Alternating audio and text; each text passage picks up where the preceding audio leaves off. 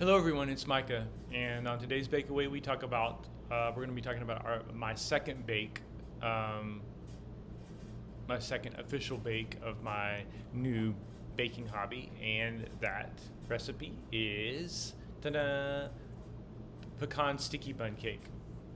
This is in the brunch section of Sally's Baking 101, and the idea for this recipe is a pecan sticky bun, but in the form of a Bundt cake. Pretty simple, but so not simple. I don't know if you can see at a glance, but there's about upwards of 20 ingredients. And so, once again, in a very embarrassing turn of events. All right, here we go. So, in an embarrassing turn of events, here's my mise en place for this frickin' recipe. Again, very embarrassing, but I'm going to be honest with you. It took me 90 minutes to do this. This is the mise en place for this recipe. There are so many ingredients in this recipe. It's really quite insane. So, of course, there are some extra steps that are involved here. You need to toast the nuts before the pecans that you're going to use in this recipe, and then over to the left are the various ingredients in the caramel and the topping that you're going to use as the top, use to top the cake. And then in the middle we have our wet ingredients, and over on the right we have the dry ingredients. This was exhausting, and like I said, it took 90 minutes to do this mise en place. Again, a more experienced baker probably would just measure all of the dry ingredients into one container. In addition, I was weighing out each of these ingredients, and in doing so probably way more precisely than I should have been doing, but I feel like I will learn later on what the proper tolerance is for varying from the formula of the baked good that I'm making, and I can judge better then. But in the beginning, it's really good for me, I think, to try to stick as closely to the measurements of the recipe as possible. So there's a crap load of stuff in this recipe. Let me see if I can identify everything. Now, let's see. Obviously, I'm pretty sure that's brown sugar over on the far left. There's the stick and a half of butter. Actually, I don't know if that's a stick and a half, but it's a fair amount of butter. A little bit of salt. Then I can't see what the other stuff is, but I believe there's a little bit of milk. And that's also what's in the measuring cup over there. There's some milk that's measured into the recipe, and then some milk that goes into the caramel that you pour on top. And then we've got eggs, 3 eggs. That's sour cream next to the eggs. And there is a stick and a half of butter in the actual batter. And then I don't know what those other. I think there's vanilla, and is there vegetable oil in this? Vegetable oil. I thought that looked like vegetable oil. So there's 2 tablespoons of vegetable oil in the batter, and then vanilla extract. So in the clear bowl is the vegetable oil, and the small ramekin is the vanilla extract. And then of course we've got all the baking soda, baking powder, salt, etc. in cornstarch. I think there's some cornstarch. Is there cornstarch here? There is not cornstarch. Flour, baking powder, cinnamon. That's what it was. Cinnamon and salt. Now the one thing, and then of course granulated sugar, brown sugar. The one thing that I think went wrong with this recipe, not wrong, but I think that could have been improved, is that in one of those ramekins on the far right is cinnamon, and the recipe called for, I think, a teaspoon of cinnamon. I think that may have been, number one, a very too small. Like if I were tweaking the recipe, I would use more cinnamon than that. I'd probably want a more intense cinnamon flavor. But I also think that my issue is that my cinnamon was fresh ground in my spice grinder, and I almost certainly didn't get it ground as finely as you would find it in a commercially prepared cinnamon when you buy spices at the supermarket, they are ground much finer than what I used for the cinnamon. So by weight, I'm sure that my cinnamon there was too little cinnamon. There was a lot of air in there because mine weren't ground as finely. So I probably needed to double the amount of cinnamon given the grind that I used. So that's the one note I have for myself in terms of my mise en place or my measurement of my ingredients. But yes, this is a reasonably involved recipe from an ingredient standpoint.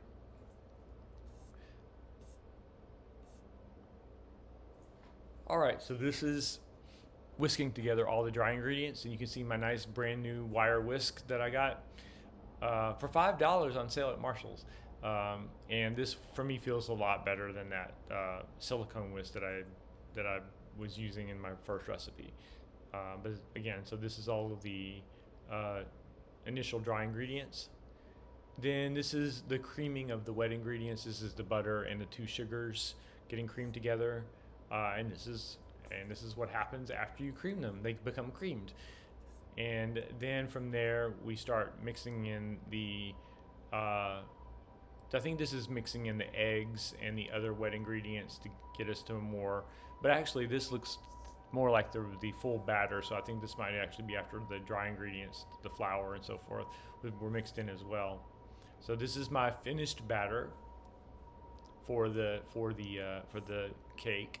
Then I made the caramel. So this is me, and you can see the little lighter brown areas in the pan. That's the bubbles emerging from underneath. So just as it starts to bubble is where you kind of want it. And I think the idea was to boil it for 2 minutes. Yeah, and so those were the bubbles that's when the bubbles were first starting, and this is at a full boil, and you boiled the caramel for 2 minutes to get it to the right consistency and the right degree of caramelization. And then, so this works like an upside down cake. You take the toasted nuts and put them in the bottom of the Bundt pan, and then you put the caramel over the pecans, and then you put the batter over that. Whew, I'm getting exhausted just reliving this recipe. It was a lot of work. And the other note that I had for myself is that when you're putting batter in a pan for this type of recipe, you have to be really, really careful about how you pour it in, because what I found happened was as I was pouring this in, the batter displaced some of the pecans and moved them up to the side of the pan from the very bottom. And so I guess that the fix for that would have been to pour the batter, make sure I was putting the batter directly over it, being a little more intentional about that. Because as I was pouring it in and being a little more haphazard, trying to get it out of the mixing bowl and into the pan, I was scooting the pecans off to the side.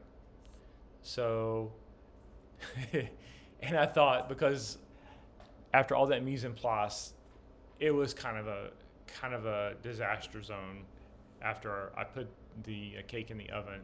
So again, just as I had been saying about my mise en place, I tried. Well, this was in the last video, but the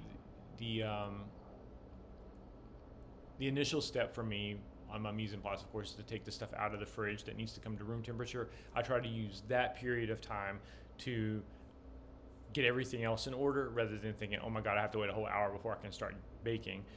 I can use that time and feel like I have the luxury of that time. So for the first 60 minutes of the 90 minutes of my mise en place, I was fine, because I realized I couldn't do anything until these ingredients, these refrigerated ingredients, came to room temperature anyway. But then after that, I started getting impatient as it was taking me more and more time. So the extra 30 minutes was a little bit irritating to me. But similarly, while the cake is baking, that gives me time to clean up. So this was all the stuff I had to clean up. And this is me super proud of myself for having cleaned everything. And I think this was all before the cake came out of the oven, because the baking time on this, given that it's a Bundt cake, was much longer than usual. Yeah, the bake time on this was 50 minutes. So at some point before the 50 minutes was up, I was able to clean all of my stuff and put it away. And so that made me feel very good, and I was very proud of myself. So I took another picture of how I had cleaned up. And then when I took the cake out of the oven, this is what it looked like. Before, very early in the bake, or maybe 20 minutes into the bake, I saw that the top was getting very brown already. So I put some aluminum foil over the pan to prevent it from over browning. And I was concerned that when I pulled it out of the oven, that maybe because there's this very distinct, much lighter colored ring in the middle, that perhaps something went wrong, or that it was underbaked in the very, very middle, the furthest away from the edge of the pan, which is where the ring is. So I was very concerned at this point that maybe I had done something wrong. And as with all my recipes to this point, I have been really, really paranoid about the oven temperature being correct. But again, like, the toothpick test is pretty reliable, and the toothpick was telling me that the cake was done. So I went with the toothpick. Oops. So then, of course, you turn the cake upside down and you let it cool. And this is what happened after I got it out of the pan. And as you can see, it turned out pretty nicely, but as you can see, over to the top right and over to the over to the right. On the top right, there was a little bit of tear in the it didn't come out cleanly from the pan at that point. And then on the right there's a bald spot where there's not any pecans. Those pecans migrated further down onto the side of the cake, as opposed to being on top of the cake. And that's from where, like I said, I think I poured the batter in a way that caused the pecans to scoot over to the side of the pan. But all in all, it looked pretty tasty. Do I have another picture? Yeah, so here's okay, so this is the picture. This is the picture right after I pulled it out of the pan. And then you reserve half of the caramel sauce and you drizzle it over the top at the end after reheating it. And that looks good, doesn't it? It looks really good. And again, this cake was given away, and I got rave reviews. I saved a couple of slices for myself, and I had those. I ate those, and is this a? I think this is a. I want to say this is a piece of it. Not totally sure. That's kind of a random picture. It's almost like I didn't take it on purpose, but I think that's part of the crumb of the cake after I had cut into it. Yeah, I'm pretty sure that's what it is. So as you can see, the crumb is nice and tight and very moist and tender looking. I think the cake turned out really well. I think the cake itself was absolutely perfect in terms of the structure and the crumb of the cake. So very, very happy about that. The taste for me was too mild of the cake itself, and I think doubling the cinnamon, since mine wasn't finely ground, I think that would have given it a nicer pop of flavor. I didn't really get pecan sticky bun from this cake. I got it from the outside, but I didn't really get it from the inside. And I mean, that's fair, because a sticky bun is made in a totally different way from a cake. But the promise of the recipe was that you would feel like you were having a pecan sticky bun in the cake, and it kind of delivered on the outside. I didn't necessarily so much get that on the inside. It just seemed like a nice, very mildly spiced cake on the inside. So for all those billions of ingredients I put into it, I was expecting maybe something a little more mind-blowing from the flavor. The other issue with the flavor, for me, this is not my favorite flavor profile. For one thing, where's the damn chocolate at? Like, for me, I think maybe adding some chocolate chips to the batter would have added a nice punch to it. Not punch, that's really the wrong word, but it would have added a nice, chocolate makes everything better, but I really do think like a cake with this type of crumb really would benefit from like little pops of chocolate. But I think I cooked the caramel exactly to instructions, but for me the caramel tasted just a teensy bit burnt, and I think maybe I'm just not a caramel fan, and that's the bigger problem. The pecans, I toasted the pecans and had some before it baked, and so I think that they were properly toasted. But the pecans also seemed just a little bit burnt, and it's because the pecans and the caramel were together in the topping on the cake. It's hard to really distinguish which one contributed to the burnt flavor, but it just was a little over for me. I think for some people it probably was absolutely perfect. Everyone raved about the cake. Nobody. And again, the other thing you have to worry about, this besides people not being descriptive when they're giving you feedback, sometimes they're trying to be nice. You gave them free cake. They want to make sure they get more free cake, so they feel like the best way to do that is to stroke your ego. So I feel like I'm not going to always get the most honest feedback. But for me, it was a little bit over, and I couldn't tell if it was the pecans or the caramel, but both of them did. I almost feel like the compounding of toasting the pecans and then putting them back in the oven for nearly an hour made them took them over the edge of where I wanted them to be. Because for me, raw pecans have so much flavor and are so good, like I almost don't need them to be toasted.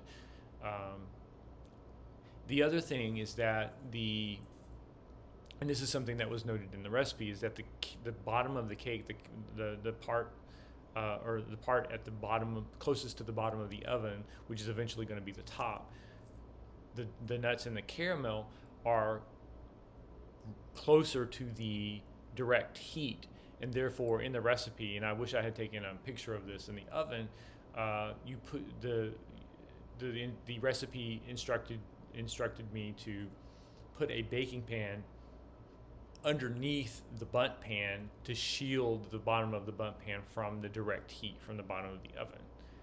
And they said in testing the recipe for the book that the top did get burnt. So maybe I was right. Maybe it did get burnt. Maybe the baking pan didn't do enough to shield it from the heat. I don't know. So that was my one note for myself, but nobody else had that issue. So it was a really good experience making this cake, and it's good experience to deal with something that has a lot of ingredients, to make sure that you kind of have the skill set and the focus to manage adding ingredient after ingredient after ingredient to a cake batter. So I feel like making this cake was a good experience, and it's going to deepen my knowledge of how to make cakes in general. But I probably, unless the people that tasted this cake make a special request at some point for me to make it again, this is not a cake I would probably make again. It's not really my style. It's not really my taste, and I don't know. And I'm not really interested in perfecting it. Like, I don't know if that sounds bad. I feel like the cake I feel like I know what I would tweak about this, but I'm not invested enough in this particular recipe to really want to try it and go through all of that again. But it was definitely a good experience. It was bake number 2. It went off pretty much without a hitch. A few shifted pecans, maybe just a teensy bit of burnt caramel. But other than that, I can't complain. So today's bakeaway it was pretty good. Good experience.